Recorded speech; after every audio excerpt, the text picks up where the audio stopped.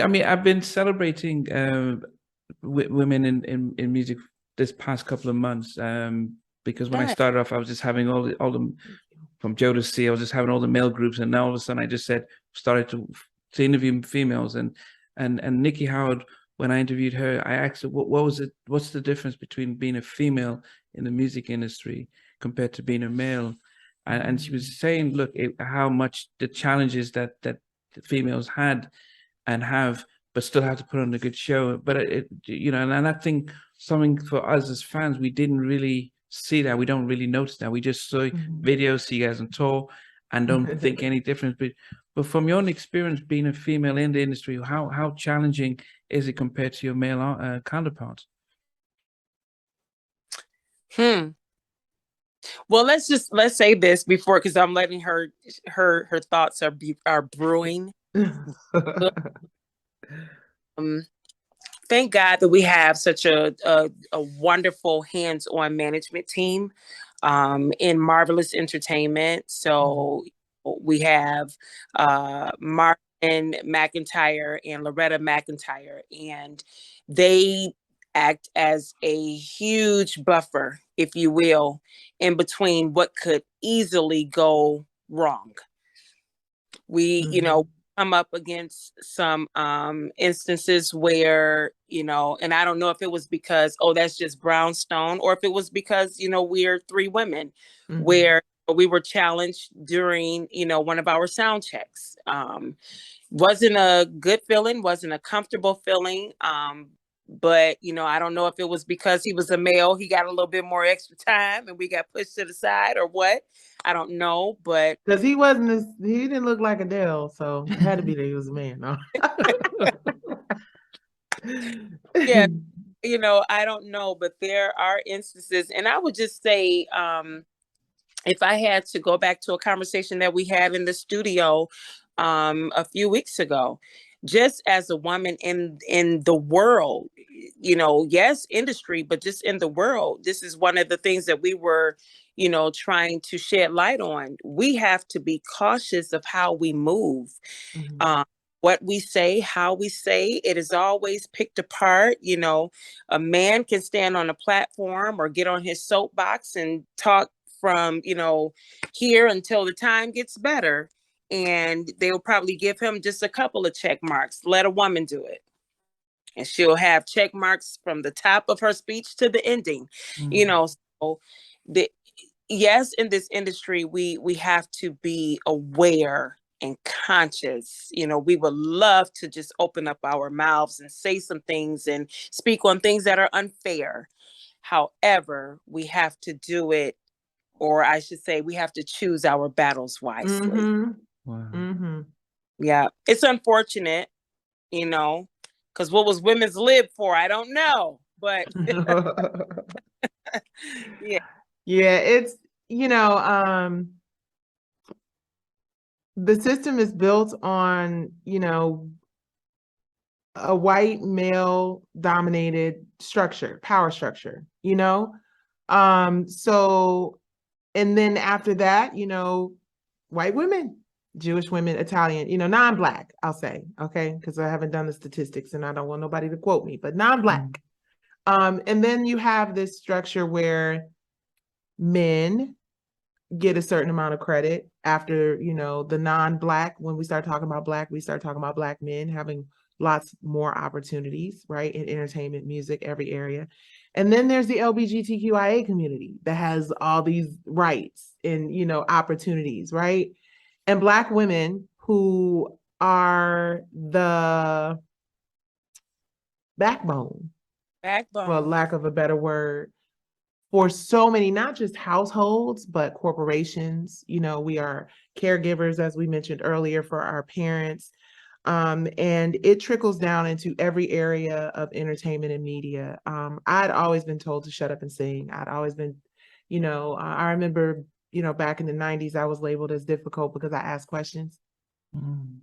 I was labeled as difficult because, I didn't allow things that I felt were not fair, to go without at least acknowledging that.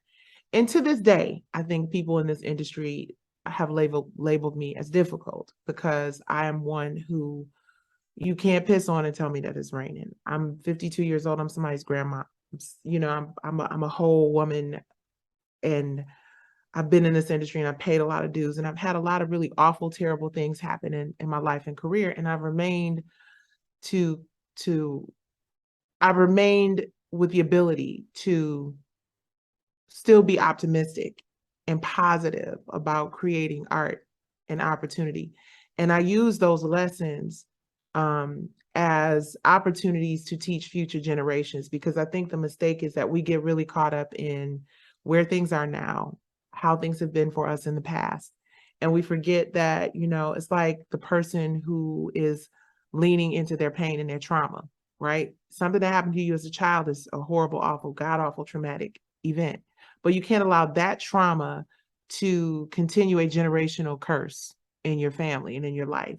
And I think that what I've learned in the process of making this new album, and before even making the album, deciding, you know, to do music again, I've had such a love-hate relationship with music because of the inequities and the lack of real, tangible, viable resources to make a living from this. You know, when you look and you see Tory Lanez did a record with your voice on it, and he got 800 million or close to 800 million spins on it, and you still have yet to see, you know, a check for your voice being on something. You know what I'm saying? It's like, it's a blow, right? But you can either take that blow and decide to quit, or take that blow and, like Teisha said about choosing your battles, choose to fight Goliath, you know, with a mist, right?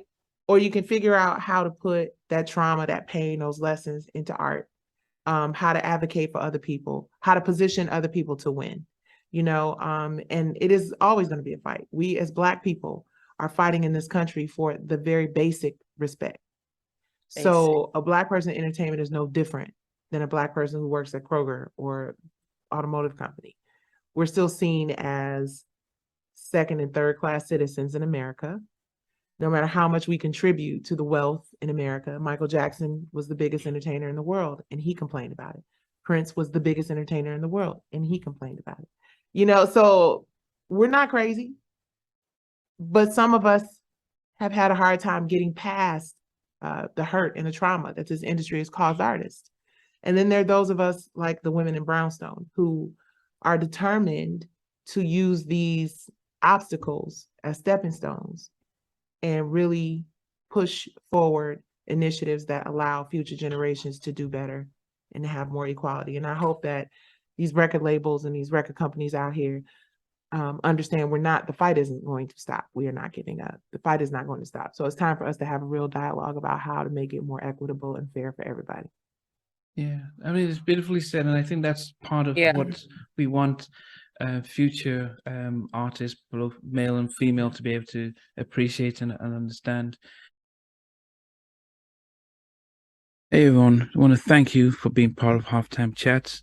This new update is really about our membership, and I'm really excited to be able to fully launch the membership page. There will be things like full interviews from day one. As soon as the interview drops, you get access to it without any ads on it. There'll be some exclusive member-only videos that will just be some behind-the-scenes stuff and some other things that we will never be broadcast.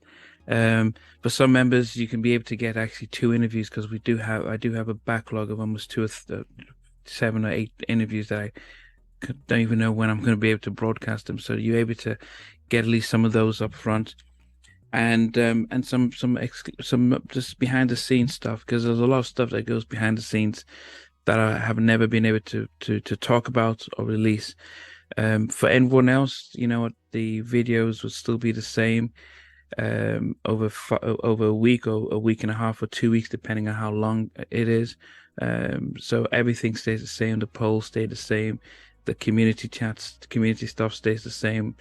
But I think with the membership stuff, I'm able to add a little bit more and invest a lot more time and energy in really supporting the members. So I do hope you come on that ride with me. I appreciate the support, and this will just help me continue to invest in taking things to the next level. Take care.